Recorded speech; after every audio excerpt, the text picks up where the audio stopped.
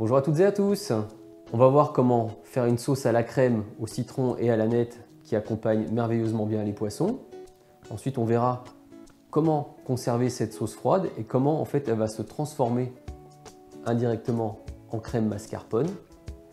On verra aussi dans cette vidéo comment réaliser de la crème épaisse ou même une crème un peu liée, une crème un peu minute qui vous permettra d'accompagner vos repas.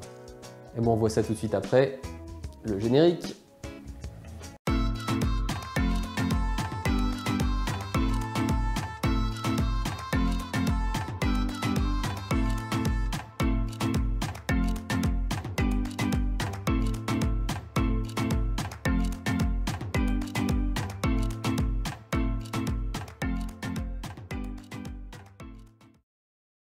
Donc pour commencer cette vidéo, j'aimerais vous montrer comment réaliser une crème épaisse à partir de crème liquide. Donc il vous faudra 2 ingrédients, crème liquide et du citron. Voilà, c'est tout. Vous allez voir, c'est vraiment magique et bluffant. Alors pour épaissir notre crème, on va simplement y intégrer un peu de jus de citron. Bon là j'en mets 2 cuillères à café, il y a à peu près une dizaine de centilitres de crème liquide. Donc on avait vraiment une crème liquide tout à l'heure. Vous allez voir, je vais vous montrer en gros plan l'action du citron sur la crème. Donc, je ne sais pas si vous voyez, ça commence déjà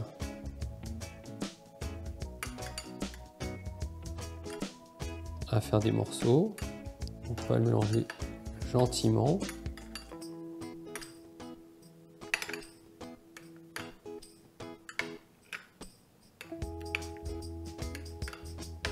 Et voilà, c'est magique.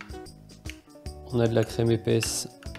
Mais là, vous voyez, avec 2 cuillères à café de jus de citron, on ne peut pas dire qu'elle sente énormément le citron. Quand vous achetez dans le commerce une crème épaisse, elle a toujours un petit goût un petit peu plus aigrelet qu'une crème classique. Donc là, c'est pas forcément choquant.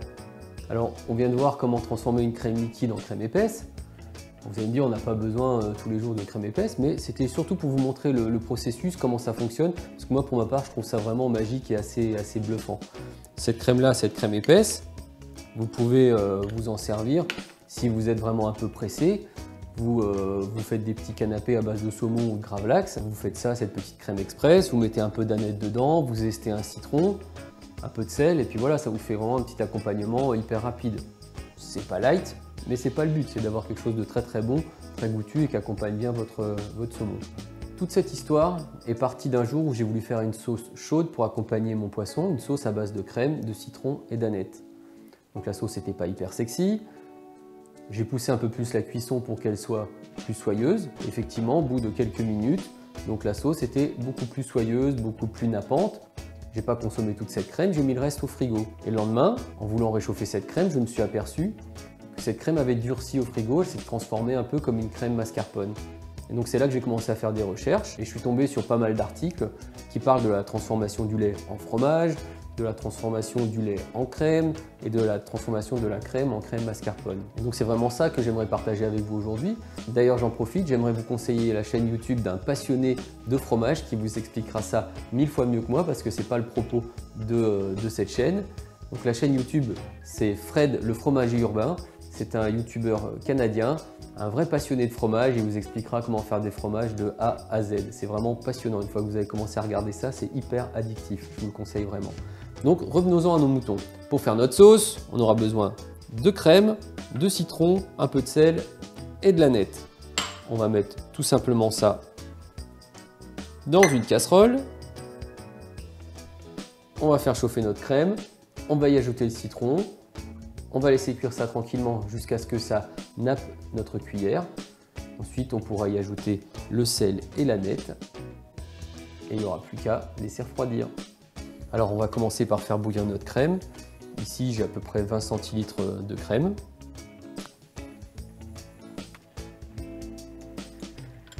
La crème est à frémissement. Je vais y ajouter à peu près 2 cuillères à soupe de jus de citron. Alors vous allez me dire 2 cuillères à soupe pour faire une crème mascarpone, c'est beaucoup. Là, on ne cherche pas à faire une crème mascarpone. On cherche à la base à faire, je vous rappelle, une crème pour accompagner notre poisson.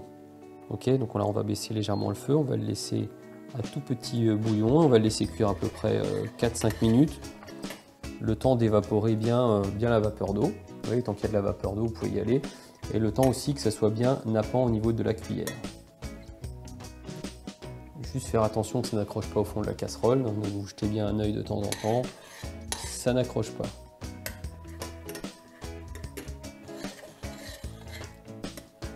Voilà, à ce stade-là, notre crème est prête. Vous voyez, elle a un peu épaissi, elle est plutôt nappante, donc on peut couper la cuisson.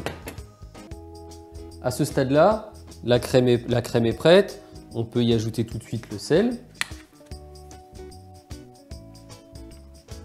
On peut y ajouter la nette.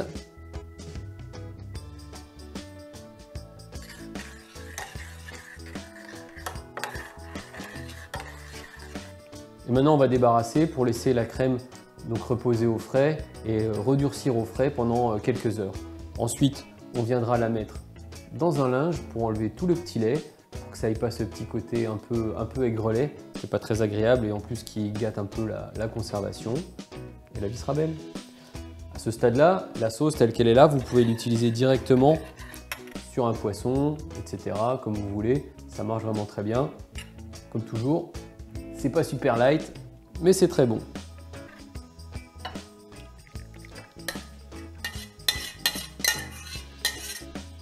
On met tout ça au frais et on se retrouve, allez, dans quelques heures, le temps que ça durcisse. Alors quelques heures se sont écoulées et notre crème a maintenant bien refroidi. Vous voyez, elle a bien pris, elle a une consistance qui n'est plus liquide. Ce qu'on va faire, on va la déposer dans un torchon. Donc c'est un torchon en coton, ça c'est ce qu'on appelle un coton à fromage. Vous allez sur internet, vous tapez coton à fromage, vous trouverez ceci.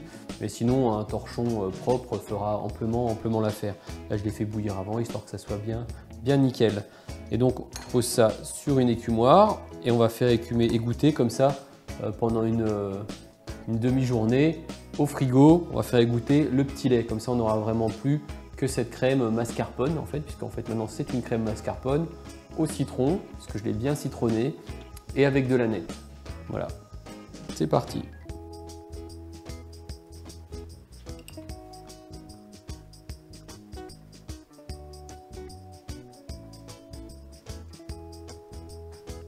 On referme le linge.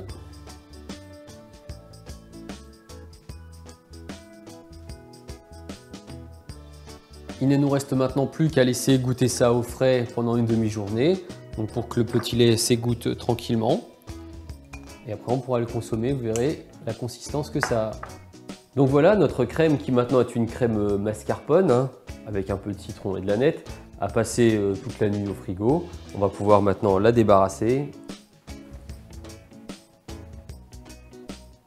Alors on va découvrir la surprise. Regardez-moi ça comme c'est joli. Vous voyez, ça se défait tout seul. Tac, on va le mettre dans un récipient propre. Vous voyez, on a vraiment une très jolie texture.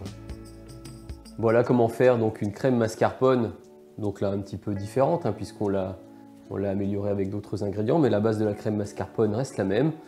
Elle accompagnera vraiment merveilleusement bien vos poissons comme du saumon fumé par exemple, et moi je vais m'en servir pour un gravlax de saumon. D'ailleurs pareil, je vous mettrai la recette du gravlax de saumon.